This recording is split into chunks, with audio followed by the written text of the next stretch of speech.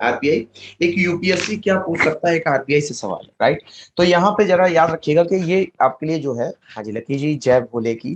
तो दोस्तों यहाँ पे आपके लिए जो आरबीआई होता है, याद रखिए ये आपसे हमेशा, सर आपकी वॉइस बहुत अच्छी लगती है so sweet of you, thank you. तो यहाँ पे अगर दोस्तों बात की जाए आपसे, आरबीआई हमेशा जितने भी क्वेश्चंस आपके चाहे वो करंट के हों या फिर स्टैटिक के हों, इन दोनों को मिला के यहाँ पे आपसे सवाल पूछ सकता है, ठीक है। तो हमेशा याद रखिएगा कि आपके लिए जो क्वेश्चंस होंगे वो दो तरीके से आ सकते हैं। नंबर वन, एक तो कि आखिरकार करंट में आरबीआई से जुड़ी हुई न्यूज क्या है, नंबर वन। नंबर टू होता है आपके लिए कि स्टैटिक के ऊपर में, स्टैटिक की अगर मैं बात करूं, पहले उसका थोड़ा सा आइडिया दे दूं आपको। स्टैटिक का मतलब होता है कि यहाँ पे गवर्नर कौन है, यहाँ पे डिप्टी गवर्नर कौन है, या फिर इसके अलावा बात की जाए आपसे तो आपके लिए आरबीआई के क्या काम होते हैं। तो इस तरह केवल छोटे छोटे क्वेश्चंस ये आपसे यहाँ पे पूछे जाते हैं, राइट। तो इसी तरह के क्वेश्चंस यहाँ पे आपके लिए होंगे। तो लगातार यहाँ पे पहले तो आप जो है आते जाइए, ठीक है। सभी का स्वागत है आज की क्लास में। और अगर बात करें यहाँ पे आपसे सबसे पहले, तो आपके लिए यहाँ पर जो है सबसे पहले हम लोग यहाँ पे आपके लिए कुछ न्यूज देखेंगे, राइट। जो न्यूज यहाँ पे आपकी आई हैं आरबीआई से जुड़ी हुई, कई सारी न्यूज थी। तो उन्हीं में से कुछ आपकी न्यूज हैं जो आपकी इंपॉर्टेंट हो सकती हैं, उनको हम लोग यहाँ पे डिस्कस करेंगे। आस्था जी जय हिंद। तो अच्छा एक चीज और, आप लोगों से अगर बात की जाए तो स्टोरी कब सुनिए, स्टोरी अभी सुनेंगे या बाद में? नंबर वन पॉइंट, कि नंबर वन पॉइंट है आपके लिए स्टोरी, स्टोरी कब सुननी है, अभी सुनेंगे या बाद में? Number two point, number two point है आपके लिए, अच्छा यहाँ पे वोटिंग होती हुई अभी की तरफ, केवल एक वोटिंग मुझे बाद में दिख रही है, दो वोटिंग बाद में दिख रही है, दो वोटिंग अभी की हो चुकी है, ठीक है भाई। अब यहाँ पे तीन वोटिंग अभी की, चार पांच वोटिंग अभी की हो चुकी है, ठीक है भाई। तो फिर अब दो वोटिंग रह गई है बाद की, ठीक है, छह वोटिंग हो चुकी है, राइट। तो अब भाई जो बहुमत होगा उसी हिसाब से काम होगा, राइट। तो यहाँ पे अगर बात करें, जरूर जरूर अवश्य होगा, ठीक है, हाँ जी हाँ जी, ठीक है तेजस। तो यहाँ पे अगर बात करें आपसे, हम्म अब भाई ज्यादा वोटिंग जिस चीज की वही तो होगा, है ना। तो यहाँ पे अगर बात करें आपसे, तो आपके लिए एक चीज और है, नंबर वन, एक तो स्टोरी की बात हो गई, दूसरी चीज हमेशा याद रखिएगा कि अगर आपको कोई भी यहाँ पे रेटिंग देनी है, ठीक है, किसी भी क्लास के लिए, तो वो क्लास की एक डेली रेटिंग होती है, ठीक है। तो डेली रेटिंग का ख्याल बस इतना रखना है आपको कि वो 4 स्टार रहेगी, ठीक है। 4 स्टार रहेगी, हाँ जी रोहन जी गुड इवनिंग। और 4 स्टार रहेगी, और इसके अलावा यहाँ पे अगर अच्छी लगे, इफ पॉसिबल कि ठीक है आज बहुत अच्छी लगा, मजा आया, तो 5 स्टार आप दे सकते हैं, ठीक है। 4 स्टार से कम क्यों नहीं, क्योंकि ये इंस्टेड एक परफॉर्मेंस से ज्यादा आपके प्यार को शो करता है, राइट। तो एटलीस्ट प्यार थोड़ा अच्छा होना चाहिए, ठीक है। मयंक जी जय हिंद। तो चलिए सबसे पहले आपको स्टोरी सुनाते हैं। नवाबों की स्टोरी शायद मेरे ख्याल से अभी तक आप लोगों ने नहीं सुनी, राइट। नवाबों की स्टोरी सुनी है आप लोगों ने, नवाबों की नहीं सुनी है? नवाब, नवाब साहब, नवाब नहीं सुनी होगी अभी तक, राइट। हो सो स्वीट ऑफ यू तेजस, बहुत बहुत धन्यवाद, प्यार आपका, राइट। तो यहाँ पे अगर बात करें आपसे, जो नवाबों की जो एक आपकी स्टोरी है, जरा उसको थोड़ा ध्यान से सुनिए, है ना। तो हाँ, तो स्टोरी कुछ इस तरीके से कही जाती है कि यहाँ पर आपके लिए अ, एक नवाब साहब थे, एक नवाब साहब थे। जरा उनकी नजाकत को आप देखिएगा कि नजाकत कैसी होती है, ठीक है। नमस्ते बेटा, नमस्ते अपने।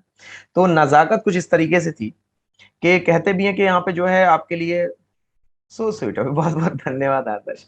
तो यहाँ पे अगर बात की जाए आपसे, तो वो जो नवाब साहब थे थोड़े से नाजुक थे, राइट। नाजुक इन द सेंस कि मतलब उन्हें सर्दी भी बहुत जल्दी लगती थी और ठंड भी बहुत जल्दी, गर्मी भी बहुत जल्दी लगती थी, ठीक है।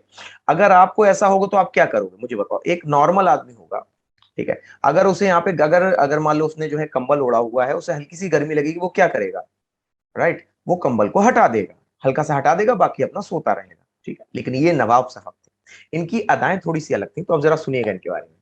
तो ये जब सोया करते थे, इनके बारे में जो एक प्रचलन है, जो यहाँ पे आपके लिए पंखा चालू कर देंगे, राइट। तो ये जब सोया करते थे, तो सोते से पहले इनका एक आदमी अपॉइंट था, सिर्फ इस चीज के लिए कि वो यहाँ पे जो है रात में सोते टाइम अगर उनको गर्मी लगेगी, तो वो रात के 1 बजे भी अगर इंस्ट्रक्ट करेंगे कि दो लिहाफ हटा दो, दो लिहाफ का मतलब समझते हैं, दो कंबल हटा दो, तो वो यहाँ पे रात में इंस्ट्रक्ट करते थे दो लिहाफ हटा दो और दो लिहाफ लगा दो।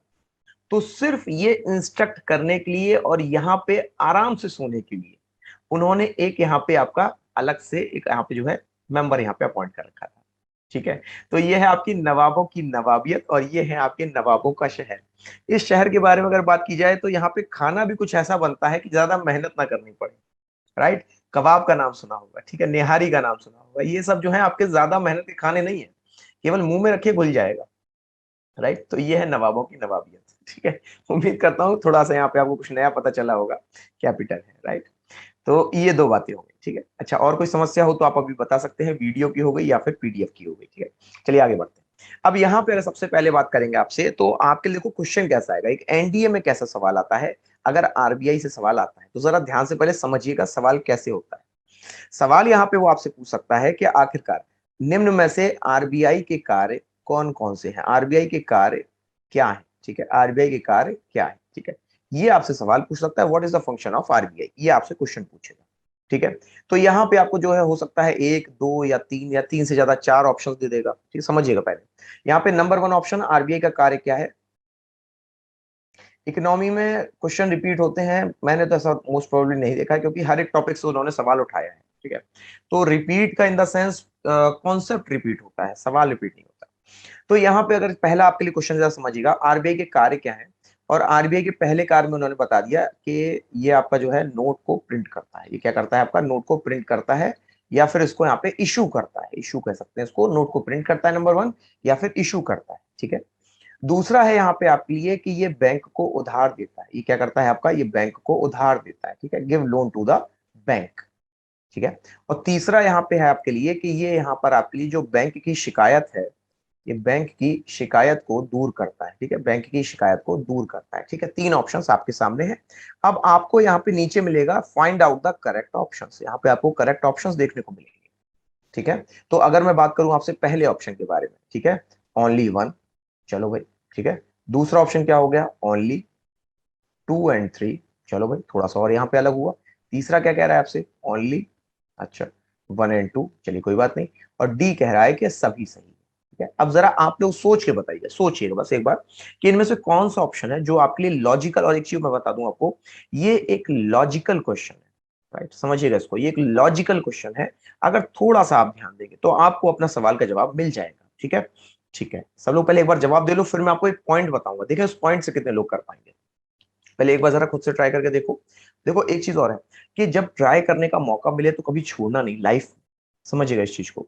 जैसे आपको आज लगता होगा ठीक है सर तो बोल ही रहे हैं, क्या दिक्कत है, ठीक है, सर इसलिए बोलते हैं ताकि आप वहां पे अपॉइंट उसको अटेम्प्ट करो, ठीक है। गलत सही डजंट मैटर, मैटर ये है कि आपने उसको यहाँ पे एक बार देखा तो, ठीक है। जब आप यहाँ पे टाइप करते हो या फिर उसको लिखते हो तो वो चीज सीधे आपके ब्रेन में पहुंचती है, राइट। तो जो ब्रेन से अगर आपको पहुंचाना है तो एटलीस्ट यहाँ पे उंगलियां तो चलानी पड़ेंगी। भगवान ने भी कहा है कि जो दास वलू का अलग थे, ठीक है, लेकिन भगवान ने कहा बिना मेहनत के कुछ नहीं मिलता, ठीक है।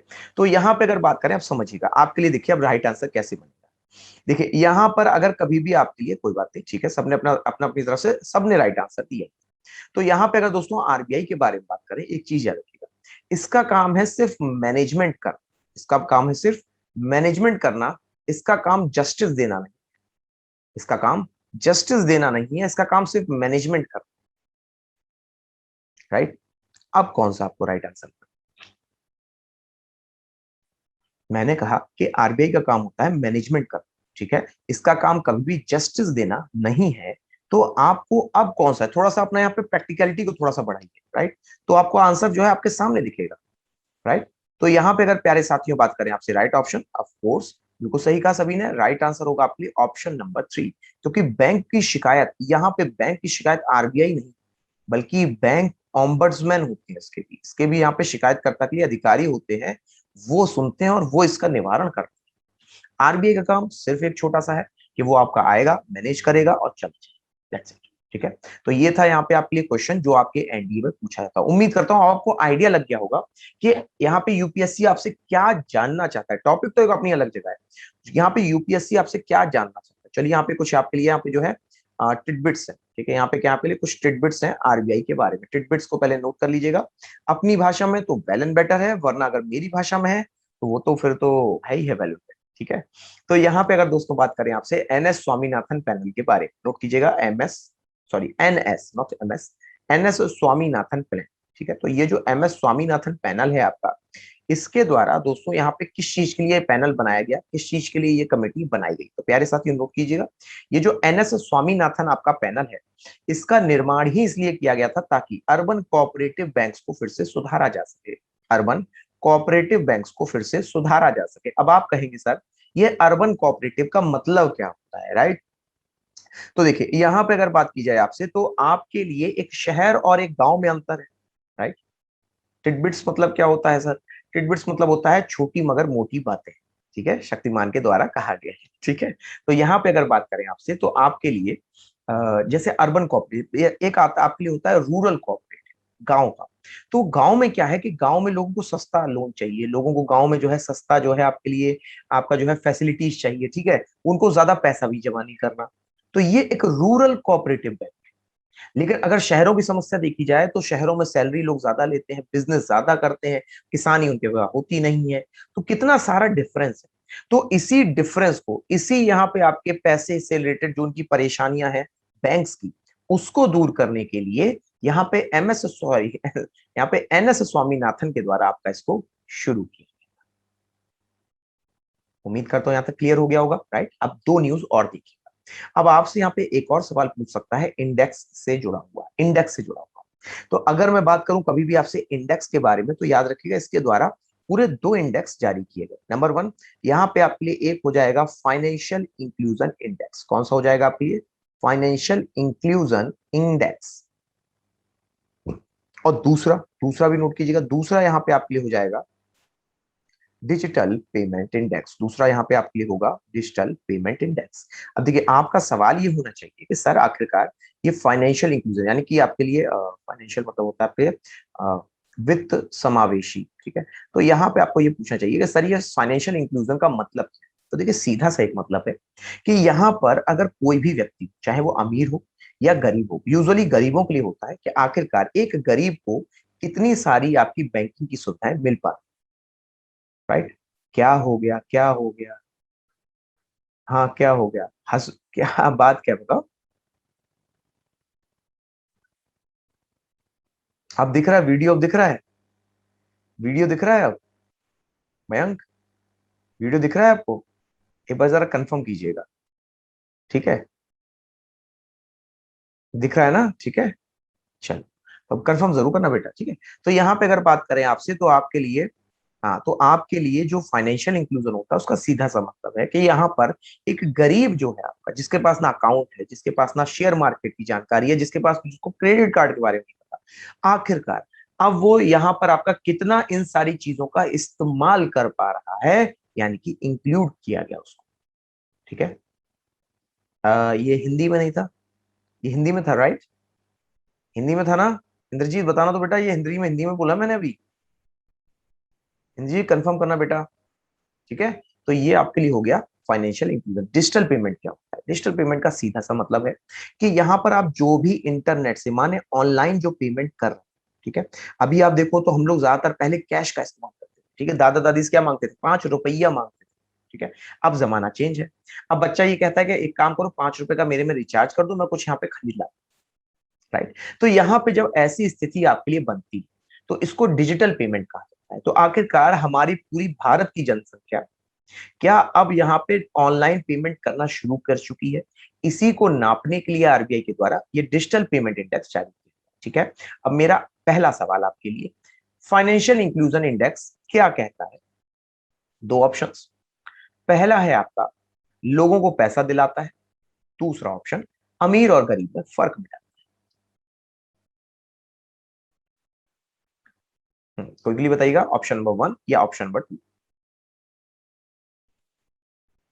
ठीक है, ठीक है, ओ ओ, ठीक है, शाबाश। हाँ, कौन सा आंसर आपको सही लगा? मैंने कहा फाइनेंशियल इंक्लूजन क्या है? पहला ऑप्शन ये आपका यहाँ पे गरीबों को पैसा दिलाता है, दूसरा ऑप्शन ये अमीर और गरीब में फर्क मिटाता है। तो प्यारे साथियों, यहाँ पे आपके लिए जो डिजिटल फाइनेंशियल इंक्लूजन होगा, इसका मतलब है अमीर गरीब में अंतर कर, गरीबों को ज्यादा सुविधा दे, ये, ठीक है। अब देखिए यहाँ पे एक और आप लोग न्यूज नोट कीजिएगा कि यहाँ पर जो इंडिया का फॉरेक्स रिजर्व, इंडिया का क्या है यहाँ पे आपके लिए, जो फॉरेक्स रिजर्व है, फॉरेक्स रिजर्व है, वर्तमान समय में ये आपका 600 बिलियन डॉलर है, राइट। वर्तमान में ये 600 बिलियन डॉलर। तो आप कहेंगे सर ठीक है 600 बिलियन है, तो हम क्या करें? तो यहाँ पे प्यारे साथियों, अगर ये 600 बिलियन डॉलर है, समझिए, तो यहाँ पे इसकी जो रैंक है आपकी, रैंक, वर्तमान समय में ये 5वें स्थान पर है आपका एक ऐसे सेंट्रल बैंक के रूप में जिसके पास सबसे ज्यादा विदेशी मुद्रा भंडार है। फॉरेक्स का मतलब क्या होता है? विदेशी मुद्रा भंडार। अगर देखा जाए तो दोस्तों यहाँ पे यूएस है, चाइना है, ये जापान, ठीक है। तो ये आपका यूएस चाइना के बाद दोस्तों ये 5वें स्थान पे आता है, राइट। यूएस और चाइना आपके पहले और दूसरे स्थान पे हैं, लेकिन अगर बात की जाए आपसे तो यहाँ पर आपके लिए जो इंडिया की रैंक है वो आपके लिए यहाँ पे 5th रैंक पे आपके लिए बना। ठीक है, उम्मीद करता हूँ यहाँ तक क्लियर हो गया होगा, राइट। तो फॉरेक्स रिजर्व का मतलब क्या होता है, एक बार फिर से मैं इसको हिंदी में इसलिए लिख रहा हूँ क्योंकि हमारी हैबिट होती है हम समझ तो जाते हैं लेकिन उसको भूलते भी बड़ी जल्दी। यहाँ पे फॉरेक्स रिजर्व का मतलब है आपके लिए विदेशी मुद्रा भंडार। ये तो लिख दिया लेकिन अभी भी मुझे क्लियर नहीं हो रहा क्या मतलब, अभी भी इसका लाइन का क्या, आपने उसे ट्रांसलेट किया है तो लिखिएगा उदाहरण, जैसे जैसे आपके लिए येन, जैसे आपके लिए युआन, जैसे आपके लिए डॉलर, जैसे आपके लिए जो है यहाँ पर फ्रैंक ले लो या यूरो ले लो, यूरो ले लो, ठीक है, रूबल ले लो। तो अगर ये सारी यहाँ पे करेंसी आपके पास, समझिएगा सर इससे फायदा क्या है अभी बताते हैं आदर्श। तो यहाँ पे हाँ मैं पता है जो सवाल हो टाइप कर दे जाए, जैसे मैं आदर्श का पढ़ रहा हूँ आपका भी पढ़ूंगा, ठीक है। ठीक है, तो यहाँ पे अगर बात करें आपसे तो आपके लिए इसका फायदा क्या, ठीक है। अब मुझे बताना, आदर्श बताइए, आदर्श अब मुझे बताओ कि अगर यहाँ से रिलायंस कंपनी मान लीजिए गई कहीं बाहर, ठीक है, अब उसको जो है यहाँ पे जो है अमेरिकन कंपनी को डॉलर देना है, राइट। तो ये डॉलर आपका वास्तविक रूप के में किसके पास होना चाहिए कि ये जो डॉलर है आपका एक्सचेंज के समय पे आप उसे वापस लौटा या उसको दे पाओ, राइट, नंबर वन। दूसरा, आपने मान लीजिए किसी और देश के साथ में समझौता किया, आपने उसको 200 बिलियन डॉलर का यहाँ पे समझौता किया, ठीक है। तो आपको उसकी मुद्रा लेनी है, बदले में उसको डॉलर देना है, राइट। अब डॉलर कहां से आए? आदर्श समझ में आया? आदर्श कंफर्म करें, ठीक है। मयंक बताओ सवाल क्या है, मैं वेट कर रहा हूँ आपके सवाल का। ठीक है, चलिए बहुत बढ़िया, शाबाश। तो यहाँ पे अगर बात करें आपसे तो ये तीन आपके लिए न्यूज है, ठीक है, बहुत अच्छे। तो यहाँ पे अच्छा एक चीज और, आपको पता बहुत जल्दी ये सब चीजें सीख रहे हो, ये थोड़ा सा मैं टिपिकल लेवल का मानता हूँ, ठीक है। ये टिपिकल लेवल का मतलब समझते हो, ये आपके लिए एक तरीके से जो मैं आपको अभी बता रहा हूँ ये सब आपके लिए यहाँ पर जो है अगर आप देखो तो एक यूपीएससी लेवल की चीज है जो आप लोग अभी समझ जा रहे हो, तो अच्छी चीज है, वेल एंड गुड, मुबारक हो आप सभी को कि एटलीस्ट आप लोग यहाँ पे जो है जो कठिन चीजें हैं उनको समझ पा रहे हैं, राइट। कई आपसे यहाँ पे जो है कई लोग ऐसे होते हैं जो उनको ये चीज पहली बार में तो समझ में ही नहीं आती, राइट, ठीक है। हाँ जी, $1.4074 का, ठीक है। चलिए अब ये बात हो गई, अब एक एक खबर और है आपकी कमिटी से ही जुड़ी है, मे भी पॉसिबिलिटी है कि इसको पूछा जाए। यहाँ पे दोस्तों अगर बात करें आपसे तो आपके लिए एक कमिटी बनाई गई है जानकी रामन कमेटी के नाम से, किसके नाम से? जानकी रामन समिति के नाम से। तो ये जो देखिए जानकी रामन कमेटी, नोट कर लीजिए, इसके द्वारा यहाँ पे आपके लिए एक रेगुलेटरी, एक यहाँ पे अगर बात की जाए आपसे तो regulatory review regulatory review authority को यहाँ पे आपका बनाया गया, रिव्यू कमेटी को यहाँ पे आपका स्थापित किया गया। अब आप कहेंगे सर रेगुलेटरी रिव्यू का मतलब क्या, राइट, तो समझिएगा। यहाँ पे अगर मैं कह दूं आपसे कि आपके लिए एक रेगुलेटरी रिव्यू है, इसके कहने का मतलब ये होता है कि जैसे मान लीजिए अगर एक मैं आपको बात बताऊं तो आपके घर में आपके ऊपर हर समय चिल्लाता कौन, जरा बताना, तो आपके ऊपर हमेशा चिल्लाता कौन रहता है? ये करो वो करो, बिस्तर गंदा है और बच्चे नहीं मानते हैं, कौन कहता है ऐसी लाइंस, कौन कहता है यूजुअली? सबके घर में पूछ रहा हूँ, आप अपने अपने मन से बताना, चीटिंग ना करना इसमें, ना इसमें भी चीटिंग कर ली। वो तुम्हारे दिल से एक ही आवाज निकलेगी बेटा, वो और कोई निकलनी भी नहीं है आपके मन दिल से, है ना। वो एक ही चीज, मम्मी बड़ा गुस्सा आती है, दिन भर गुस्सा आती है, राइट। तो यहाँ पे अब मान लीजिए मम्मी मम्मी का एक अपना तरीका है आपके काम को जांचने का, राइट। लेकिन हो सकता है कि मम्मी कभी गुस्से में मार भी दे, ठीक है। अगर मान लो कि मम्मी जो है ज्यादा गुस्से में आ जाए तो फिर आपके पास यहाँ पर एक कह सकते हैं फिर उनके ऊपर जो एक अथॉरिटी होगी, वो अथॉरिटी नहीं कह सकते उसे, एक जो आपके लिए बचाव का जो एक दूसरा तरीका होगा वो कौन सा होगा? जो अब मम्मी जो आपका रिव्यू करती है इसको अगर रेगुलेट करना हो तो इस रिव्यू जो मम्मी आपकी कर रहे हैं इसको रेगुलेट करने के लिए आप किसके पास जाओ? इससे जाके शिकायत करोगे कि पापा ये, इससे दादी से, राइट, हाँ ठीक है, दादी से कर सकते हो, और उसके अलावा दादी से और कोई, एनी अदर नेम? अगर मम्मी से कोई, मम्मी की कोई बात करनी है, हाई कोर्ट, पापा, ठीक है। तो यहाँ पे देखो दो तीन नाम आएंगे, दादा आएंगे, दादी आएंगी, या फिर आपके लिए पापा आएंगे, राइट। हाँ अभी बता रहे हो। तो यहाँ पे आपके ये जो आपके जो काम है आरबीआई का, जो आरबीआई का काम है रिव्यू कर, उसको कैसे वो सही ढंग से कर रहा है या नहीं, आरबीआई का काम है रिव्यू करना, किसको? बैंकों को। तो अगर आरबीआई यहाँ पे बैंकों को सही ढंग से रिव्यू कर रहा है या नहीं, इसी की जांच करने के लिए जानकी रामन समिति को बैठाया। राइट, उम्मीद करता हूं इतना क्लियर होगा। तो ये पेज है आपके लिए, इस पेज को हमेशा अपने पास रखना। करंट का पेज है पूरा आपका, जिसमें जितनी भी आपके सवाल आए हैं, जितने भी प्रश्न आए उनको मैंने यहाँ पे आपको बताया है। ठीक है, तो उम्मीद करता हूं यहां से अगर कोई सवाल हो, टेक योर 10 सेकेंड्स, आराम से पूरा पेज देखो, फिर हम लोग आगे बढ़ेंगे और थोड़ा बहुत जो स्टैटिक्स का आपका सवाल है, पार्ट है, फिर अब उसको हम लोग यहाँ पे आपका पूरा करेंगे। ठीक है, अगर कोई भी डाउट रह गया हो, कोई चीज ना समझ में आई हो, स्पेलिंग्स होती है, वीडियो नहीं दिख रहा, मैं बार बार कह रहे हैं वीडियो नहीं दिख रहा, हाँ जरूर आदर्श पूछो, मयंक वीडियो में क्या प्रॉब्लम आ रही है आपकी? मेरा वीडियो नहीं दिख रहा है। प्रिंस क्लियर है सब कुछ, वीडियो ऑडियो सब क्लियर है बेटा? ठीक है, प्रिंस ने तो कह दिया उसको क्लियर है। मयंक आप एक काम करो, आप लॉग इन होके log out, right, it's better कि आप लॉग इन होके लॉग आउट हो जाओ, तो आपको जो है यहाँ पे ज्यादा क्लियर दिखेगा। ठीक है, अच्छा आप सब क्लियर है, चलिए बहुत बहुत धन्यवाद आपका। एनएस वाली लाइन बता दें। अच्छा, एनएस वाली लाइन, तो एनएस वाली लाइन क्या थी? NS Swaminathan panel. तो एनएस स्वामीनाथन पैनल के द्वारा देखो ऐसा होता है, मैं आपको बताऊं, कोऑपरेटिव का जो आदि, कोऑपरेटिव का हिंदी मतलब क्या होता है? सहकारी, मतलब क्या होता है? सहकारी। ठीक है, मतलब ऐसी संस्थान जो कि यहाँ पे आपके लिए यूजुअली कभी गांव में काम करती है। ठीक है, फॉरेक्स वाला भी बताना है, ठीक है, फॉरेक्स वाला भी बताना है। ठीक, अच्छा ठीक है, ठीक है, ओके। तो यहाँ पे अगर बात की जाए आपसे, तो आपके लिए जरा समझिएगा, अगर ये कोऑपरेटिव सहकारी कभी शहरों गांव में काम करती, और इसी तरह से अगर आप शहर में यहाँ पे जो आपके लिए पैसे की जरूरत होती थोड़ी ज्यादा हो, है ना, यहाँ पे अगर कहो तो किसान को कितना चाहिए होगा? हद से 50,000। लेकिन अगर मैं कहूँ आपके लिए गांव में, तो एक गांव, गांव के अलावा शहर में, अब शहर वाला अगर कोई आदमी होगा, तो हो सकता है उसे 1 लाख की जरूरत हो, 10 लाख की जरूरत हो। आप तो समझिए, तो यहाँ पे पैसे की रिक्वायरमेंट कहाँ ज्यादा है आपके लिए, एक गांव में या एक शहर में? गांव में आप 10,000 में भी आज पूरा अपना जीवन काट सकते हैं, जबकि शहर में जो है आपको कम से कम, आपको मिनिमम 50,000, 60,000, जो भी मान लीजिए, तो ये आपको चाहिए होगा, 30,000, 20,000, जो भी आपको चाहिए उतना चाहिए होगा। ठीक है, तो ये आपके लिए होता है कि इसकी रिक्वायरमेंट को देखना, कि आखिरकार शहर के जो कोऑपरेटिव बैंक्स हैं, वो उतना लोन दे पा रहे हैं कि नहीं लोगों को, वो यहाँ पे अपने पास इतना पैसा रख पा रहे हैं कि नहीं, कभी यहाँ पे अगर जरूरत पड़े तो। इसके लिए यहाँ पर आपके लिए ये एनएस स्वामीनाथन के नाम से कमेटी को बनाया गया। राइट, क्लियर हो गया? जिन्होंने सवाल पूछा था वो कंफर्म करेंगे, उन्हें क्लियर हुआ। फॉरेक्स वाला क्या है? फॉरेक्स वाला बहुत सही, बहुत का आसान है। तेजस मानो, आप जो है नेपाल गए, आपने नेपाल से जाके करेंसी खरीद ली, ठीक है, नेपाली रुपया ले लिया। फिर आप गए भूटान, आपने भूटान का 1 रुपया ले लिया, ठीक है। फिर आप गए अमेरिका, आपने 1 डॉलर ले लिया। अब यहाँ पे आपने जो है अपने पास ये सारे पैसे रख लिए, तो वो है फॉरेक्स रिजर्व। अब आपकी जगह, अपनी जगह पे आरबीआई को रख के देखिए।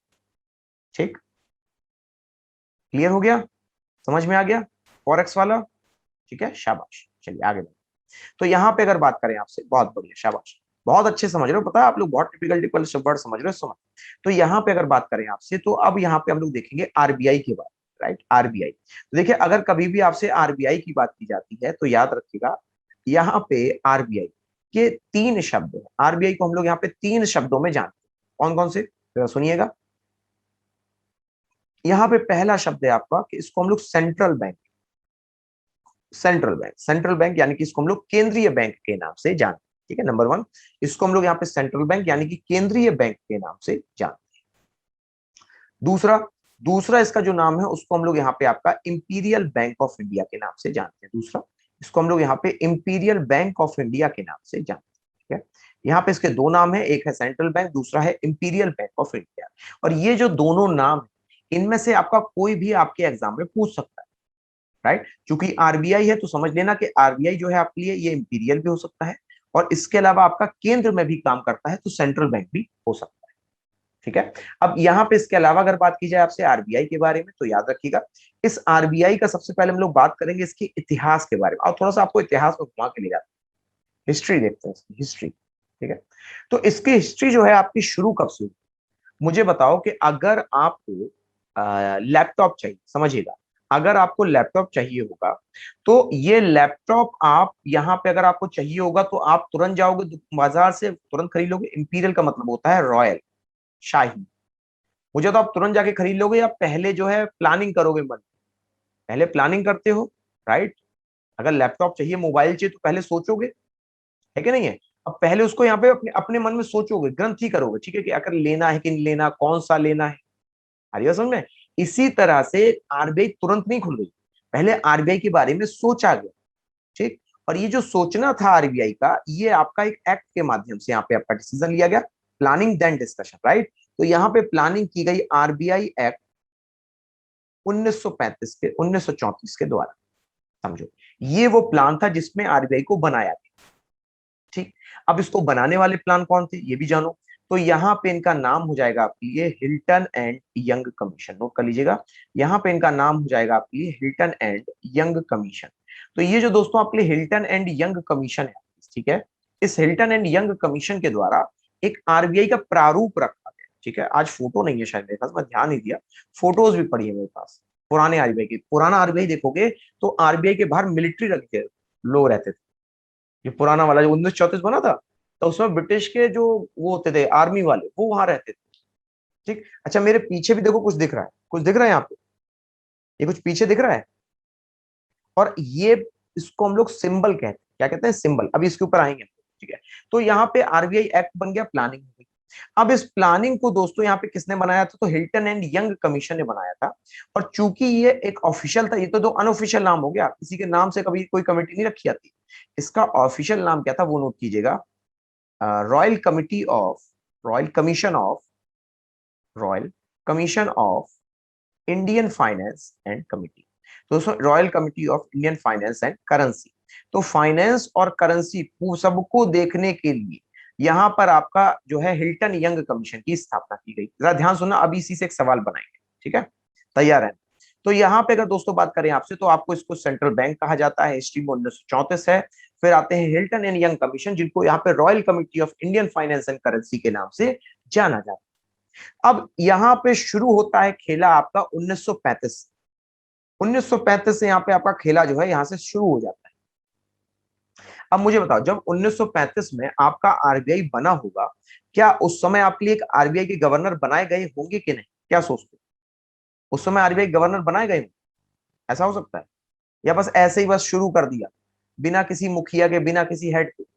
सोच के देखो, होंगे कि नहीं होंगे, राइट, होंगे। चलो ठीक है, यहाँ पे सब लोग कह रहे हैं सर होंगे, तो ठीक है भाई। तो 1935 में यहाँ पे मिलते हैं आरबीआई के सबसे पहले गवर्नर, आरबीआई के फर्स्ट गवर्नर मिलते हैं। और ये जो फर्स्ट गवर्नर थे आपके, इनका नाम जरा सुनना, थोड़ा सा अलग है, ओसों से भरा है। किससे भरा है, ओसों से। ओस जानते हो ना, ओस जो ऊपर पड़ती है घास के, राइट। तो इनका नाम था आपके लिए ऑसबॉर्न स्मिथ। क्या नाम था इनका, ऑसबॉर्न स्मिथ। तो ये जो ऑसबॉर्न स्मिथ साहब थे, ये पहले आरबीआई गवर्नर बनते, ठीक। अच्छा अब आप लोग में से कितने लोगों को पता है कि आरबीआई का हेडक्वार्टर मुंबई में है, कितने लोगों को पता था? पता था इससे पहले आरबीआई का जो हेडक्वार्टर है वो मुंबई में था, ये जानकारी थी, ठीक। तो यहां पे अगर बात करें, ठीक है, सबको पता था, ठीक है। तो अब जरा देखना, ये आपके आरबीआई गवर्नर कहाँ थे, समझिएगा इसको। मैं कह रहा हूं कि अभी आपका वर्तमान समय में हेडक्वार्टर कहाँ पे है, मुंबई में। और ये साहब जो है आपके, ये कोलकाता में बन गए थे पहले गवर्नर। ये क्या चक्कर है, सर कह रहे हैं कि हेडक्वार्टर मुंबई में है, लिख कोलकाता रहे हैं। तो प्यारे साथियों, जब आरबीआई की स्थापना की गई थी तो वो कलकत्ता में ही की गई थी, फिर इसके बाद में इसका ट्रांसफर किया गया। तो इसीलिए यहाँ पे जो आपके पहले गवर्नर बने थे वो थे आपके ऑसबॉर्न स्मिथ। उम्मीद करता हूं यहां तक क्लियर हो गया हो, ठीक है। इस कहानी को आगे बढ़ा, फिर आता है दोस्तों यहाँ पे किसी तरह से समय काट के 1937। 1937 आता है। अब बात की जाए अगर इस 1937 के बारे में, तो यहां पर अब हमें मिलता है आरबीआई का सेकंड गवर्नर, आरबीआई के सेकंड गवर्नर साहब, राइट। और ये थोड़े से स्मार्ट भी होते हैं। जहां अगर बात करें आपसे इससे पहले वाले, जरूर यहां पे अगर बात करें आपसे इससे पहले वाले, वो थोड़े से यहाँ पे आपके डल कहे जा सकते, ये स्मार्ट वन थे, ठीक है। और इनका नाम था आपके लिए जेम्स टेलर, नोट आप नोट कीजिएगा, जेम्स टेलर। इनका नाम क्या था आपके लिए, जेम्स टेलर। तो ये थे दोस्तों यहाँ पे आपके लिए जेम्स टेलर, जिनको आरबीआई का सेकंड गवर्नर कहा जाता है, ठीक है। चलिए, तो यहाँ पे हम लोगों ने बात की 1935 के बारे में, जिसमें थे आपके लिए ऑसबॉर्न स्मिथ। फिर आते हैं यहाँ पे आपके लिए साल 1937 में जेम्स टेलर, ठीक है। कौन आते हैं यहाँ पे आपके लिए, जेम्स टेलर, ठीक है। तो यहाँ पे अगर बात करें आपसे, तो ये तो होगा सेकंड आप गवर्नर, ठीक, समझिएगा। फिर आखिरकार अगर बात करें ये कहां पर आपके गवर्नर बने थे, ठीक है, कोलकाता में ही रहे होंगे या कोलकाता से बदल गए होंगे, देखो क्या आप लोग चूज करना पसंद करोगे। अब ये कहाँ गवर्नर बने, ये कोलकाता में गवर्नर बने या फिर मुंबई में गवर्नर, क्या बताना चाहोगे? जो डिसाइड करना, जो चूज करना, सोच के देखो। चलो कुछ लोग कह रहे हैं सर कोलकाता में थे। कहाँ पे हो सकते हैं? चलो भाई आदित्य आपका भी स्वागत है। हाँ, कहाँ पे रहे हो, कोलकाता, मुंबई या फिर कहाँ पे? हम्म तो यहाँ पे अगर प्यारे साथियों बात करें आपसे तो समझिएगा आप यार, तो इससे अब आपको याद भी हो जाएगा कि यहाँ पर आपके लिए जो गवर्नर बने थे वो आपके मुंबई में बने। कहाँ बने थे, नोट कर लो, मुंबई। ठीक, अब यहीं से मेरा एक सवाल, ध्यान से सुनना सब लोग और फिर जवाब देना। आरबीआई ने अपना हेडक्वार्टर कोलकाता से मुंबई किस वर्ष में बदला था? आप बताओ। आरबीआई ने अपना जो हेडक्वार्टर है ये कोलकाता से मुंबई किस वर्ष में बदला था? केवल दो ऑप्शन, 1937 और 1935। कौन सा ऑप्शन सही होगा? आरबीआई ने अपना हेडक्वार्टर ये आपका कब बदला था, 1937 या 1935? ध्यान से अगर सुना होगा तो जवाब दे जाओगे, वरना फिर कंफ्यूज हो जाओगे। ठीक है, ठीक है, केवल एक लोगों का मुझे अभी तक गलत आंसर मिला है, बाकी सबका बिल्कुल सही। हाँ जी, क्या होगा?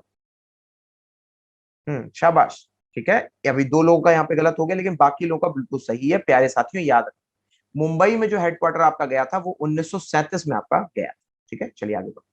अब यहाँ पे बात हो गई आपकी गवर्नर के बारे में। अब इसके बाद फिर आता है दोस्तों आपके लिए साल 1942 का। 1942 का वर्ष आता है। तो 1942 में दोस्तों यहाँ पर अगर आप ध्यान से देखो तो एक मूवमेंट चलाया गया था। राइट, एक मूवमेंट याद है कौन सा, गांधी जी का चलाया गया था? वो छोड़ो छोड़ो करके था, क्या नाम था, याद नहीं आ रहा तो याद दिलाएगा? छोड़ो छोड़ो करके था, क्या था छोड़ो छोड़ो करके? वो पिक्चर का छोड़ो छोड़ो नहीं, हीरोइन वाला छोड़ो छोड़ो। ठीक है, वो गांधी जी ने कहा था छोड़ो छोड़ो, क्या कहा था? भारत छोड़ो। ठीक है, तो यहाँ पे अगर बात करें आपसे तो आपके लिए समझिएगा, तो यहाँ पे गांधी जी के द्वारा जब भारत छोड़ो आंदोलन को शुरू किया गया तो अंग्रेजों को ये तो समझ में आ गया कि अब हमें जो है यहाँ पर जो है भारतीयों को ही मौका देना है। तो दोस्तों यहाँ पर हम लोगों को मिलते हैं हमारे पहले, यानी कि दोस्तों अगर बात करें आपसे फर्स्ट गवर्नर ऑफ आरबीआई, जिनका नाम था सीडी देशमुख। नोट कर लीजिएगा, यहाँ पे इनका नाम क्या हो जाएगा आपके लिए, सीडी देशमुख। ये जो है आपके लिए दोस्तों ये बनते हैं पहले गवर्नर। ठीक है, अच्छा अब मुझे जरा बताना, अब यहीं से एक सवाल क्या, बल्कि यहाँ से आपको दो सवाल मिले। नंबर वन इनके बारे में, ये कौन थे? ये आपके फर्स्ट इंडियन गवर्नर थे, ये थे आपके फर्स्ट इंडियन आरबीआई गवर्नर। ठीक है, ये बात मुझे समझ में आती है। लेकिन अब अगर मैं पूछ लूं आपसे कि जरा मुझे बताना तीसरे आरबीआई गवर्नर कौन थे, तब आपका क्या जवाब होगा? तीसरे आरबीआई गवर्नर, अब कौन सा आपका जवाब होगा? तो प्यारे साथियों फिर भी ये कौन थे आपके, ये आपके थर्ड आरबीआई गवर्नर भी यही थे। ठीक है, और इसके अलावा यहाँ पे अगर बात करें तो पहले भारतीय गवर्नर भी यही थे। ठीक, सीडी देशमुख थे। चलो अब यहाँ पे बात हो गई आपकी सीडी देशमुख के बारे में। फिर यहाँ पे आता है आपके लिए, और ये कब तक रहते हैं, ये 1949 तक आपके बने। ठीक है, अच्छा तो ये तो बात हो गई पहले, दूसरे और तीसरे, जहां से आपसे सवाल पूछा जाएगा। राइट, इसके बाहर कभी नहीं पूछा जाना, नो टेंशन। यहाँ पे अब फिर सवाल आता है आपके आखिरी तीन के बारे में। आखिरी तीन समझिएगा, तो यहाँ पे इसी में मैं आपको यहाँ पे करवा देता हूं कि आपके जो आखिरी तीन थे वो थे यहाँ पे आपके लिए 23वें, 23rd, दूसरे थे आपके 24वें, और यहाँ पे लास्ट में थे आपके 25वें गवर्नर। ठीक है, नोट कीजिएगा, 23वें, 24वें और उसके अलावा यहाँ पे 25वें गवर्नर। 23rd गवर्नर के बारे में अगर बात की जाए, क्या हो गया, मैक्सिमम कितने साल तक रह सकते हैं? मैक्सिमम यहाँ पे आरबीआई का वैसे तो आपके लिए 6 साल समझिएगा, लेकिन आरबीआई का अभी तक कोई ऐसा फिक्स कोई प्रोटोकॉल नहीं देखा गया। 3 साल में भी रिटायर हुए, राइट, 5 साल में भी रिटायर हुए, तो इसीलिए वैसे उनका 6 साल। ठीक है, तो यहाँ पे अगर बात करें आपसे तो आपके लिए 23वें जो समझिएगा, 23वें यहाँ पे अभी तक के सबसे महान आपके लिए यहाँ पे हुए हैं रघुराम राजन को, कर लीजिएगा, सबसे जो महान हुए आपके लिए रघुराम राजन। ठीक है, तो यहाँ पे आपके जो सबसे महान हुए थे वो रघुराम राजन हुए थे आपके। और इसके अलावा यहाँ पे जो 24वें बने थे, आप नोट कीजिएगा, जो आपके 24th बने थे, 24th यहाँ पे आपके लिए हो जाएंगे, उनका नाम था उर्जित पटेल। क्या नाम था उनके लिए? उर्जित पटेल। ठीक है, तो उर्जित पटेल जो है आपके लिए ये बने थे आपके 24th। और वहीं अगर बात करें 23rd रघुराम राजन, तो जरा 25वें का नाम बता दो। 25वें का नाम आप लोग बता सकते हो? कितने लोग मुझे बता पाएंगे? मैं आपको दो ऑप्शन देता हूँ, दो ऑप्शन के। ठीक है, एक है आपके लिए शक्ति स्वरूप, दूसरे हैं शक्ति कांत। जो अच्छा लगे वो इसको आप यहाँ पे फिल कर दीजिए। कौन सा ऑप्शन होगा? ठीक है, ठीक है, ठीक है, शाबाश बेटा। हाँ जी, कौन सा ऑप्शन यहाँ पे राइट होगा आपके लिए, फटाफट बताइएगा। ठीक है, ठीक है। तो प्यारे साथियों, यहाँ पे नाम नोट कीजिएगा, आपके लिए जो यहाँ पे राइट आंसर हो जाएगा ऑफ कोर्स। तो यहाँ पे आपके लिए, ठीक है, ठीक है, यहाँ पे आपके लिए जो राइट आंसर हो जाएगा वो बनेगा शक्तिकांत दास, कर लीजिएगा। यहाँ पे जो बनेगा आपके लिए वो बन जाएगा आपके यहाँ पे शक्तिकांत दास। ठीक है, तो यहाँ पे अगर बात करें आपसे तो ये हो गया आपके लिए शक्तिकांत दास। ठीक है, शक्तिकांत दास। ठीक है। अच्छा, अगर इसके अलावा अगर बात करें यहाँ पे आपसे तो आपके लिए ये तो होगा 3 नाम। ठीक है, लेकिन अगर बात की जाए आपसे तो यहाँ पर आपके लिए ये तो केवल आपके नाम थे। ठीक है, अब इसी में से मान लीजिए अगर आपके लिए एक सवाल आता है, समझिएगा, आपसे अगर सवाल आ जाए कि यहाँ पर कौन थे आपके लिए पहले गवर्नर, कौन थे यहाँ पे आपके लिए पहले गवर्नर आरबीआई के आजादी के बाद, कौन थे आपके लिए आरबीआई के गवर्नर आजादी के बाद, क्या बताना पसंद करेंगे? ठीक है, तो नोट कीजिएगा उनका नाम। दोस्तों दो ऑप्शन होंगे केवल आपके लिए, एक ऑप्शन होगा आपके लिए ऑसबॉर्न स्मिथ, ऑप्शन नंबर 1, और दूसरा ऑप्शन हो जाएगा सीडी देशमुख। जरा फटाफट बताइएगा कौन सा ऑप्शन यहाँ पे सही होगा आपकी, ऑप्शन नंबर 1 या ऑप्शन नंबर 2? हाँ जी, ठीक है, ठीक है, ठीक है, हाँ, कौन सा ऑप्शन यहाँ पे राइट होगा आपके लिए? ठीक है, ठीक है।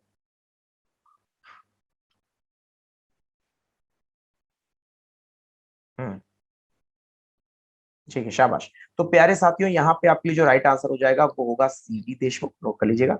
वो यहाँ पे आपके लिए होंगे सीडी देशमुख, ये आपके पहले भारतीय गवर्नर के रूप में बने थे। ठीक है, सबने लगभग को सही किया है, मुबारक। अब दोस्तों यहाँ पे अभी तक आप लोगों ने केवल एक यहाँ पे आपकी जो है, जो एक कह सकते हैं मैराथन थी, वो आप लोगों ने कंप्लीट कर दी, राइट। अब आगे बढ़ते हैं। अब यहाँ पे अगर कभी भी आपसे आरबीआई के बारे में बात होती तो अब आरबीआई जब आजादी के बाद आता है ना, ठीक है, तो यहाँ पे आरबीआई जो है आपका ये पहला बैंक बनता है, पहला राष्ट्रीयकरण, राष्ट्रीयकृत बैंक बनता है, पहला राष्ट्रीयकृत बैंक बनता है आरबीआई। क्यों आखिरकार? अच्छा, आप लोग एक यहाँ पे फन फैक्ट बताते हैं। आरबीआई जो है ये आपका जब आजाद हुआ भारत 1947 में, ठीक, तो इसका राष्ट्रीयकरण कब हुआ था? नोट करो, 1949, समझना। 1947 में ये आपका आजाद हुआ, 1949 में इसका राष्ट्रीयकरण हुआ, मतलब ये 1949 में भारतीय हुआ, समझिएगा। तो यहाँ पे दोस्तों ये जो 2 साल था ना, 2 साल समझिएगा इसको, तो यहाँ पे दोस्तों आजादी के बाद आरबीआई ने 2 साल तक यहाँ पे ना केवल पाकिस्तान बल्कि इसके अलावा दोस्तों नेपाल के भी आपका यहाँ पे केंद्रीय बैंक के रूप में कार्य किया, और इसके अलावा यहाँ पे कभी आपका ये भूटान और बांग्लादेश के भी केंद्रीय बैंक के रूप में कार्य कर चुका था। लेकिन 1949 से ये सिर्फ और सिर्फ भारत के लिए केंद्रीय बैंक के रूप में कार्य करना प्रारंभ कर। ठीक है, उम्मीद करता हूं यहां तक क्लियर होगा। पहला राष्ट्रीय बैंक, इंग्लिश में क्या होगा? फर्स्ट नेशनलाइज्ड बैंक, वो कर लीजिएगा, फर्स्ट नेशनलाइज्ड। तो अगर बात किया दोस्तों यहाँ पे आपसे फर्स्ट नेशनलाइज्ड बैंक के बारे में, तो कौन सा हो जाएगा आपके लिए? आरबीआई। ठीक, अब जरा दूसरा सवाल सुनो। अब यहाँ पे अगर मान लो मैं कह दूं सेकंड नेशनलाइज्ड बैंक, आप क्या बताओगे? थोड़ा सा यहाँ पे डगमगाने वाला सवाल है, लेकिन कर ले जाओगे। सेकंड नेशनलाइज्ड बैंक कौन सा है? दो ऑप्शंस मैं आपको देता हूं।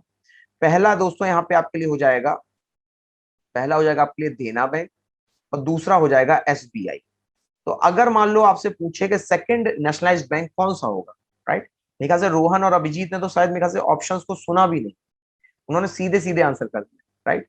तो ऑफ कोर्स कॉमन सेंस है, सवाल नहीं, ये कॉमन सेंस। ठीक है, तो यहाँ पे आपके लिए राइट ऑप्शन क्या हो जाएगा? यहाँ पे आपके लिए राइट ऑप्शन हो जाएगा ऑप्शन नंबर, चलिए बहुत बढ़िया, राइट ऑप्शन ऑप्शन नंबर 2। अच्छा, अब अगर आरबीआई के यहाँ पे बात की जाए आपसे, तो आरबीआई के द्वारा दोस्तों यहाँ पर आपके लिए सिंबल होता है, यहाँ पे आपके लिए मार्का होता है, सिंबल होता है, जिसको हम लोग चिन्ह के रूप में जानते हैं, जिसको हम लोग यहाँ पे आपका चिन्ह के रूप में, सिंबल के रूप में जानते हैं। ठीक है, अब जरा यहाँ पे चिन्ह को जरा ध्यान से देखो, राइट, इस चिन्ह को जरा ध्यान से देखो। आपको ये जो दिख रहा है ये कौन है? ये जानवर कौन सा है? पहले जानवर का बताओ, जानवर का नाम जरा फटाफट बताना। ये जो आपको जानवर दिख रहा है ये कौन है आखिरकार? ठीक है, ये कौन सा जानवर लग रहा है? ठीक है, ओके, अभिनय का सही है। ठीक है रोहन, आपका भी सही हो गया। तो सुनो, इसलिए तो मैंने आपसे पूछा, यहाँ पे ये जो आपको दिख रहा है ना, ठीक है, इसको आप बाघ, चीता नहीं कह सकते, बाघ, बाघ या फिर टाइगर। ठीक है, बाघ है या फिर टाइगर है। अच्छा, पेड़ का नाम क्या होगा? पेड़ का नाम आपको मैं आपको बता देता हूं। पेड़ भले ही आप लोगों ने दोस्तों यहाँ पे ज्यादा ना देखा हो, लेकिन कई बार बाग वगैरह में गए हो तो देखा होगा। ये आपके लिए पाम ट्री, क्या है यहाँ पे आपके लिए पाम ट्री, ठीक है, जिसको हम लोग यहाँ पे आपका ताड़ का पेड़ कहते हैं। क्या कहते हैं यहाँ पे आपके लिए? ताड़ का पेड़ के नाम से जानते हैं, ठीक है। तो ये जो ताड़ का पेड़ होता है, खजूर अलग होता है, समझो, खजूर अलग होता है और ताड़ का पेड़ अलग होता है। कैसे? यहाँ पे अगर दोस्तों बात की जाए आपसे, तो आपके लिए जो अगर कितने लोग हैं जो यहाँ पे आपका जो है वो 10 रुपए का न्यूटेला खाते हैं? कितने लोग हैं यहाँ पे जो 10 रुपए वाली जो न्यूटेला की टिक्की आती है वो खाते हैं? मक्खन पे लगा, वहां पे ब्रेड पे लगा लगा के 10 रुपए की बड़ी टिक्की आती है बिल्कुल मक्खन के जैसी। हाँ, वेरी गुड, ठीक है। तो यहाँ पे अगर बात करें यहाँ से, अमूल की नहीं, वो उसकी आती है, न्यूट्रलाइट की आती है, ज्यादा सबकी नहीं आती, ठीक है। तो अच्छा, पेड़ है आपके यहाँ जी, शाबाश। तो यहाँ पे देखो, पाम ऑयल का मतलब क्या है कि जो आप लोग खाने का तेल इस्तेमाल करते हो ना, उसमें आपको पाम ऑयल मिलेगा। जो आप ग्रीस लगाते हो गाड़ियों में, उसमें पाम ऑयल मिलेगा। तो ये पाम ऑयल जो है कई जगह से इस्तेमाल होता है आपका, और इसी को यहाँ पे आपका जो बनाया गया था आरबीआई का सिंबल, ठीक है।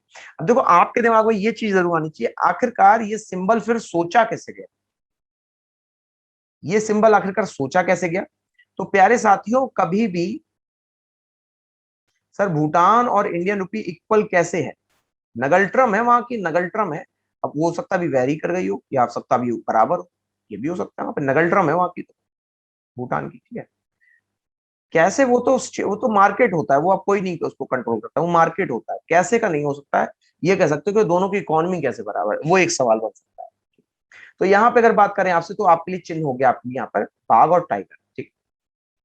इसी तरह से दोस्तों यहाँ पे एक चीज और होती है आरबीआई शुरू, यहाँ पे कभी भी अगर आपसे आरबीआई की बात की जाएगी, तो आरबीआई के द्वारा यहाँ पे इसका हेडक्वार्टर होती है। हेडक्वार्टर, हेडक्वार्टर कहाँ पे हो जाएगा आपके लिए? हेडक्वार्टर हो जाएगा आपके लिए मुंबई में। कहाँ पे हो जाएगा आपके लिए? मुंबई, ठीक। चलिए, तो ये तो कुछ बेसिक बात है।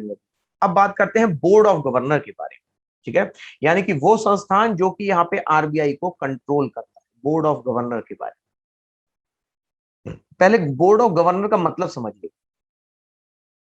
अब मान लीजिए यहाँ पे कौन अपना नाम लिखवाना चाहेगा? कौन है? किसका नाम लिख दिया जाए? लेकिन वो शहीद होगा, शहीद, शहीद समझ रहे हो? शहीदों में आएगा भी, ठीक है। लकी पक्का? Are you sure? लकी, ठीक है, चलो ठीक है, ठीक है। सुनो, तो यहाँ पे अगर बात करें, समझो, तो यहाँ पे जैसे लकी, ठीक, अब देखो, अब लकी ने क्या किया, समझ। अब लकी ने यहाँ पे अपना जो है, हाँ ठीक है, हाँ अभी एक मिनट रुकना प्लीज। तो यहाँ पे अगर बात करें आपसे, तो लकी ने सुनो क्या किया। लकी ने यहाँ पे टेलीविजन तोड़ दिया, ठीक। अब टेलीविजन था यहाँ पे 60,000 का, समझना। अब टेलीविजन जब यहाँ पे 60,000 का था, तो अब भैया लकी के लिए तो यहाँ पे फिर बैठक लग गई, समझना। अब लकी की बात सुनने के लिए उसके मम्मी, उसके पापा और उनके पड़ोस के अंकल, उसके भैया सब आके बैठ गए। सब यहाँ पे न्याय कर रहे हैं आखिरकार लकी के साथ क्या किया जाए, लकी ने इतनी बड़ी शैतानी, समझना। तो यहाँ पे चूंकि लकी ने यहाँ पे आपका उनकी सुनवाई हो रही है, उसमें कई सारे लोग बैठ करके डिसीजन ले रहे हैं। क्यों? आखिरकार क्योंकि मुद्दा थोड़ा बड़ा है, छोटी मोटी शैतानी होती तो चल जाता। तो ये एक तरीके का बोर्ड होता है। क्या होता है? बोर्ड होता है। इसी तरह से आरबीआई का जो है यहाँ पे आपकी ये प्रिंस पीछे करना है, बैक करना है यहाँ पे, ये दो देख, ठीक है। चलो, तो यहाँ पे अगर बात करें आपसे, तो आपके लिए जो बोर्ड ऑफ गवर्नर होता है, यही बोर्ड ऑफ गवर्नर करता है। क्या करता है कि भैया अगर मान लीजिए कोई भी काम, ठीक है, तो उसको मिल बांट के किया जाए, ज्यादा अच्छा है इसी के लिए। अच्छा अच्छा, एक मिनट, तो यहाँ पे एक मिनट,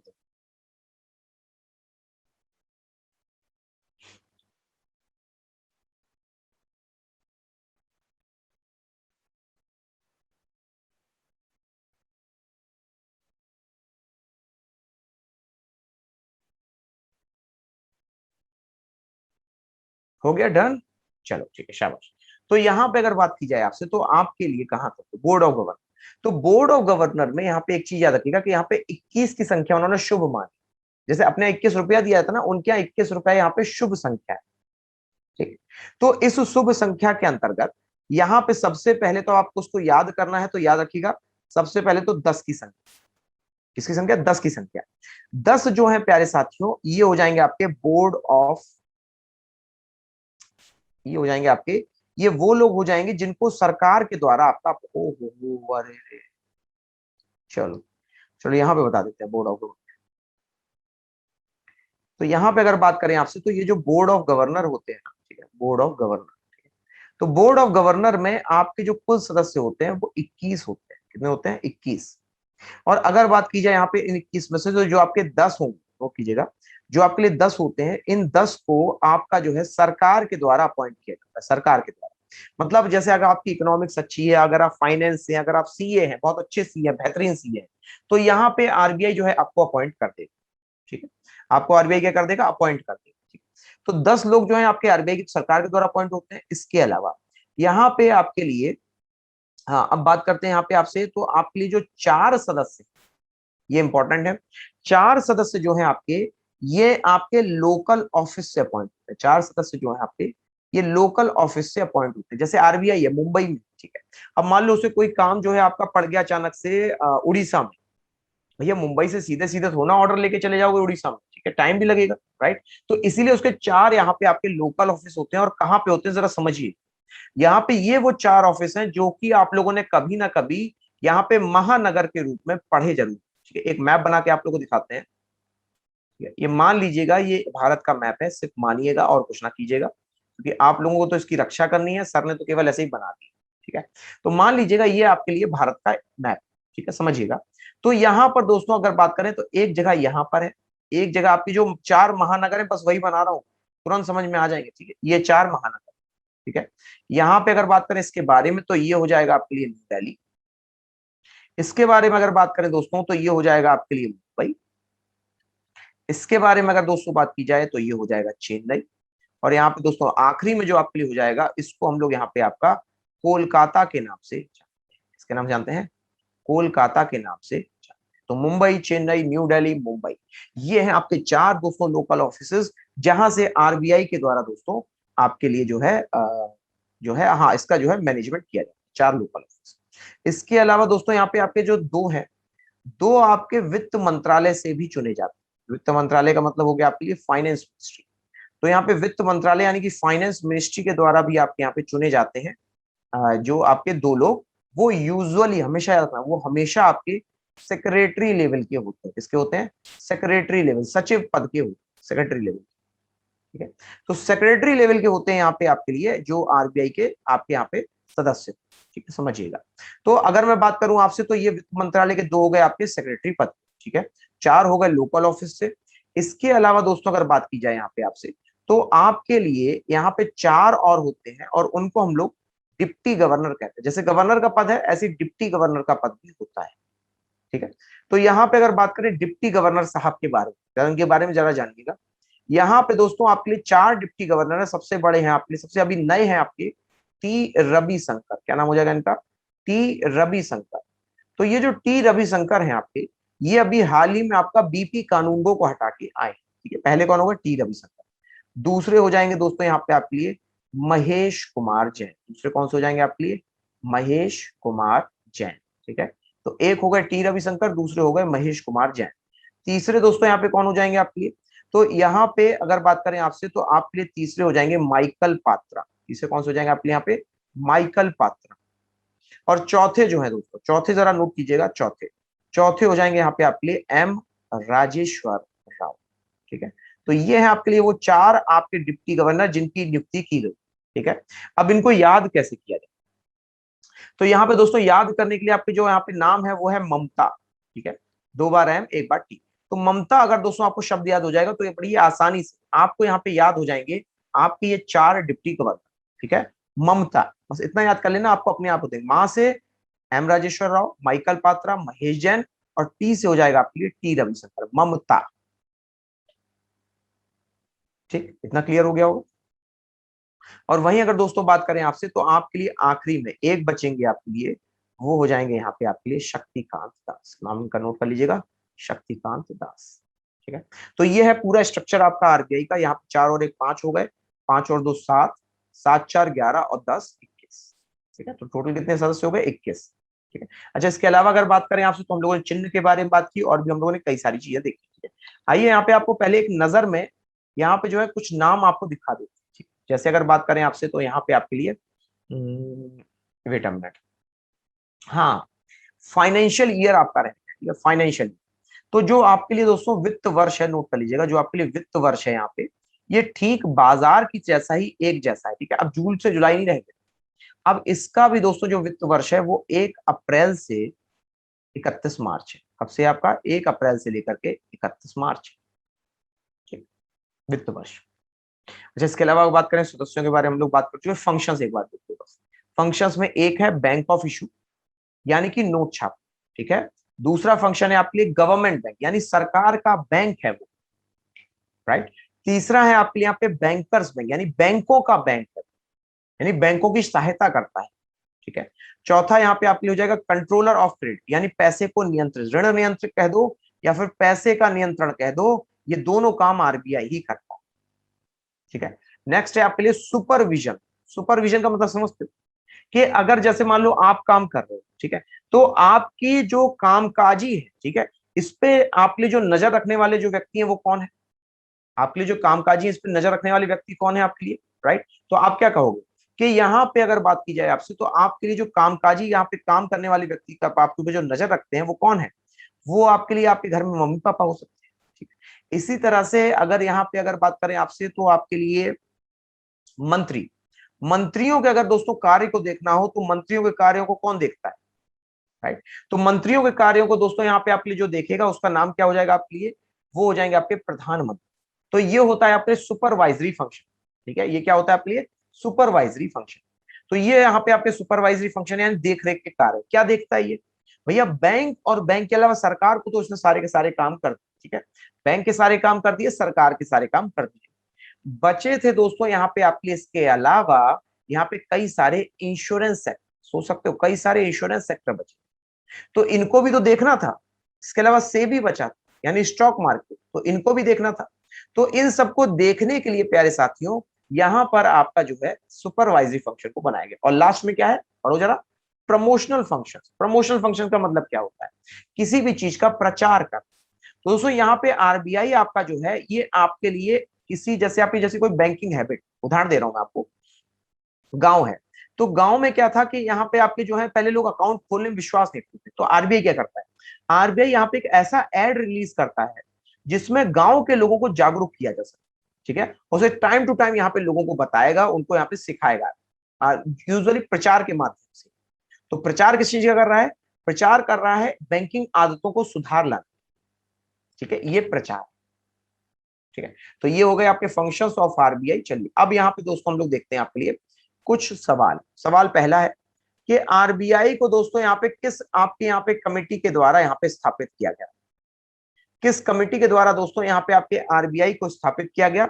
चार ऑप्शंस आपके सामने, चैम्बरलेन हो जाएगा, हिल्टन होगा, यंग होगा, या होगा कीन्स। लगातार आंसर बताना।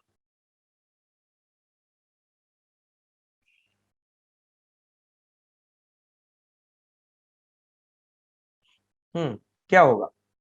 आई शाबाश, ठीक है ठीक है। हाँ, हैंड रेस करने से तो कोई मेरे ख्याल से शायद कोई ज्यादा हो भी नहीं पाएगा, राइट। समझ रहे हो बात को ना? तो यहाँ पे अगर दोस्तों बात करें आपसे, तो आपके लिए ठीक है ठीक है। हाँ, सबने राइट आंसर दे दिया, शाबाश। तो प्यारे साथियों नोट कीजिएगा, यहाँ पे आपके लिए राइट आंसर होगा ऑप्शन नंबर बी, यानी कि हिल्टन यंग कमीशन। अच्छा, अगर बात करें इस हिल्टन यंग कमीशन के बारे में तो समझिएगा, इसको दोस्तों यहाँ पे हम लोग आपका एक नाम और देते हैं, यानी कि royal finance of Indian currency, royal finance of Indian, अरे royal committee of Indian finance and currency के नाम से जानते हैं। Royal committee of Indian finance and currency के नाम से इसको हम लोग यहाँ पे जानते हैं, ठीक। तो यह है हिल्टन यंग कमीशन।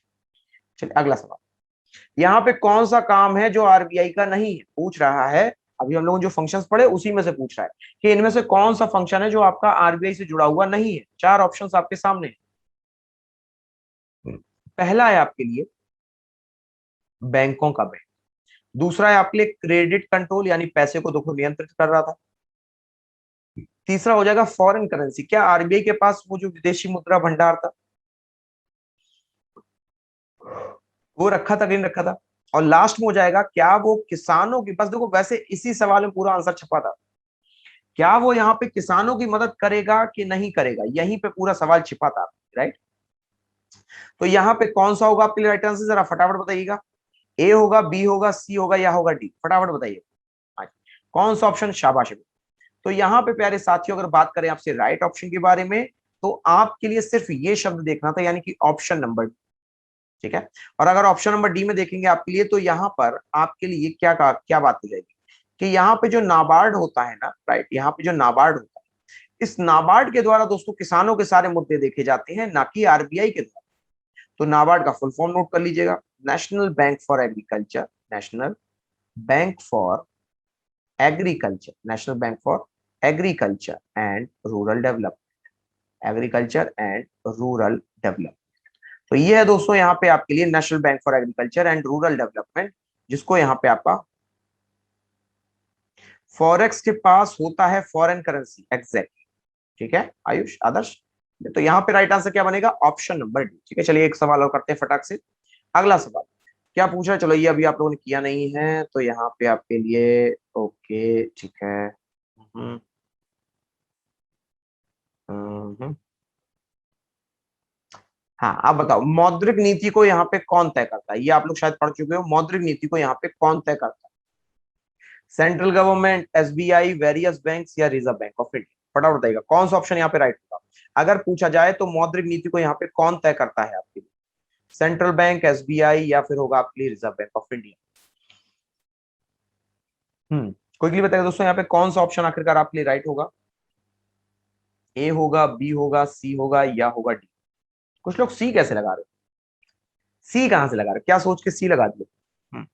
कौन सा ऑप्शन राइट होगा। तो प्यारे साथियों नोट कीजिएगा, यहाँ पे जो मौद्रिक नीति होती है आपकी ना, इसको हमेशा आपका जो तय करने वाला व्यक्ति होता है वो आरबीआई होता है, ठीक है। मौद्रिक नीति को आपके बाजार के लिए तय किया जाता है और इसको तय करता है आपका आरबीआई, इसको याद रखिएगा, ठीक है। चलिए आगे बढ़ते हैं, एक और सवाल लेते हैं। हाँ ये बताओ, आरबीआई का राष्ट्रीयकरण कब हुआ था, बहुत बढ़िया सवाल।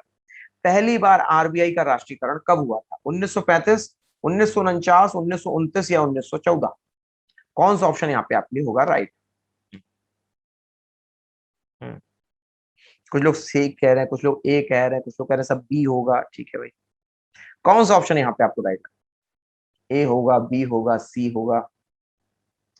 तो देखो सीधी सी बात थी, आजादी के बाद हुआ, आजादी के बाद, बस इतना आसान। अगर आजादी के बाद हुआ, सब लोग मेरी बात को समझ चुके हो कि अगर आजादी के बाद हुआ तो आपको यहाँ पे कोई और ऑप्शन टिक ही नहीं करना था। आपके लिए जो यहाँ पे राइट आंसर होगा वो होगा ऑप्शन नंबर डी, बी, ठीक है। तो आरबीआई का राष्ट्रीयकरण कब हुआ, 1949 में। और वहीं अगर बात करें आपसे तो आरबीआई बना कब था, तो नोट कीजिएगा 1935, ठीक है। तो ये था दोस्तों आज के लिए आपका पूरे का पूरा आरबीआई, ठीक है। आज कुछ नया सीखने को मिला, कुछ नया देखने को मिला आप लोगों को, कुछ ऐसा कुछ यहाँ पे आपको देखने को मिला जिससे आप लोगों ने कुछ नया सीखा हो आज के दिन, राइट। हम लोगों ने पूरा 1 घंटा यहाँ पे बिताया साथ में, ठीक है। कुछ पहले से आपके लिए यहाँ पे इम्प्रूवमेंट हुआ आरबीआई से रिलेटेड या फिर आपका जो है, ठीक है। तो चलिए चलते चलते का एक सवाल पूछ लेते, ठीक है, चलते चलते का एक सवाल। सिर्फ मुझे ये बता देना, ठीक है, ध्यान सुनना, बहुत बहुत धन्यवाद आपको। तो मुझे सिर्फ ये बता दीजिएगा कि आखिरकार जो शक्तिकांत दास है, ये कौन सी संख्या के आरबीआई गवर्नर, केवल दो ऑप्शंस। ऑप्शन नंबर 1 ये आपके 23वें गवर्नर है, ऑप्शन नंबर 2 ये 25वें गवर्नर है। और आंसर खूब धड़ाधड़ देना, ठीक है। लास्ट टाइम का रिवीजन है, इसको बिल्कुल मत छोड़, ठीक है, शाबाश, ठीक है। हाँ शाबाश, बहुत अच्छे बहुत अच्छे, सबका बिल्कुल राइट है। तो प्यारे साथियों यहाँ पे आपके लिए जो राइट आंसर हो जाएगा, नोट कीजिएगा, वो हो जाएगा 25वें गवर्नर। कौन थे आपके लिए यहाँ पे, 25वें गवर्नर। तो चलिए अब जाने का हो गया है समय, जी हाँ जाने का हो गया है समय। अब फिर से मिलेंगे हम लोग आपसे किसी और एक नए टॉपिक के ऊपर। फिलहाल के लिए दीजिए इजाजत, नमस्कार, थैंक यू वेरी मच, जय हिंद, जय भारत।